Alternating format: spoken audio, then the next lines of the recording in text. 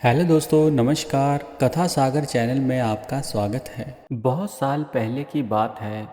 विकास नगर के पास एक गांव में अक्षरा नाम की एक लड़की रहती थी। वह सुशील और देखने में बहुत सुंदर थी। माँ बाप के लाड प्यार की वजह से घर के कामकाज में वह इतनी कुशल नहीं थी। शादी होने के बाद जब वह अपनी ससुराल पहुंची तो उसकी सासू माँ ने बहुत खुशी से उसका स्वागत किया और लपक कर उसे गले लगा लिया। परंतु कुछ ही दिनों में उसकी सासू माँ यह जान गई कि उसकी बहू घर के कामकाज में एकदम मनाड़ी है। परंतु अब क्या हो सकता था, घर तो चलाना ही था। उन्होंने अक्षरा को अपने पास बुलाया और प्यार से समझाया कि बेटी, जैसे पति धर्म निभाना होता है वैसे ही एक बहू को बहू का धर्म भी निभाना होता है। यह बात मुझे मेरी सास ने बताई थी और अब मैं ये तुम्हें बता रही हूँ। मुझसे पूछे बिना कोई काम मत करना। यदि तुमने ऐसा किया तो कुल देवता का शाप लगेगा। बहू ने सर हिलाकर हामी भर दी।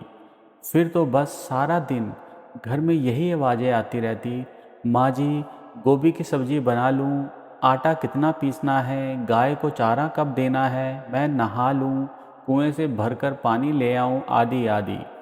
कुछ दिन सब ठीक ठाक चलता रहा।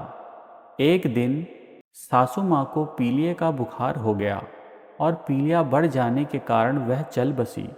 अब क्या हो सकता था। अक्षरा ने अपना दिमाग लगाया और मिट्टी की एक सुंदर गुड़िया बनाई। उसी को वह सास मानकर घर का सारा काम काज करती थी। कोई भी कार्य करने से पहले वह मूर्ति से जरूर पूछती थी। उसके पति राकेश ने भी कुछ नहीं कहा। एक दिन अक्षरा मूर्ति को अपने साथ बाजार ले गई। सामान की खरीदारी करने से पहले सासू माँ की आज्ञा भी तो लेनी ज़रूरी थी। उसने बाजार में सारा सामान मूर्ति से पूछ पूछ कर खरीदा। राकेश भी उसके साथ था। घर वापसी पर बहुत अंधेरा हो गया। घने बादलों के छाने से हाथ को हाथ सुझाई नहीं दे रहा था।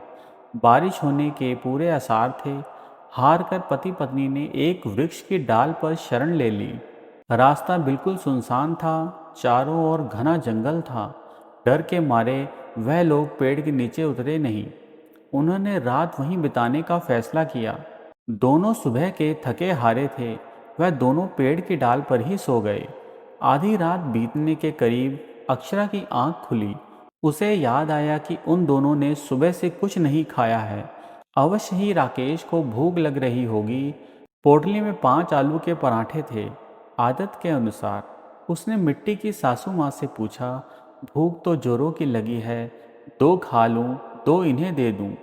उसी पेड़ के नीचे 5 चोर भी आकर बैठ गए थे।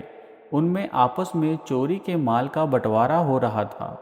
अक्षरा की आवाज़ सुनकर उन्होंने सोचा कि ज़रूर ही कोई चुड़ैल उन्हें खाने की योजना बना रही है।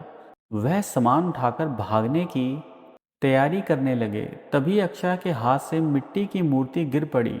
हड़बड़ाहट में चोरों ने समझा कि चुड़ैल ने उन पर हमला कर दिया है। वह सभी अपना सामान छोड़कर 9-2-11 हो गए।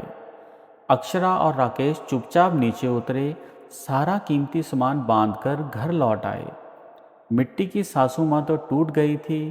तभी राकेश ने अपनी पत्नी को समझाया कि अब माँ स्वर्ग चली गई है, उन्हें अधिक कष्ट नहीं देना चाहिए। अक्षरा ने पति की आज्ञा का पालन किया और अपनी बुद्धि से गृहस्थी चलाने लगी। तो दोस्तों, ये कहानी यहीं तक। अगर आपको कहानी अच्छी लगी तो प्लीज़ इस चैनल को लाइक और सब्सक्राइब ज़रूर कीजिए। तो फिर मिलेंगे एक नई कहानी के साथ। तब तक के लिए नमस्कार।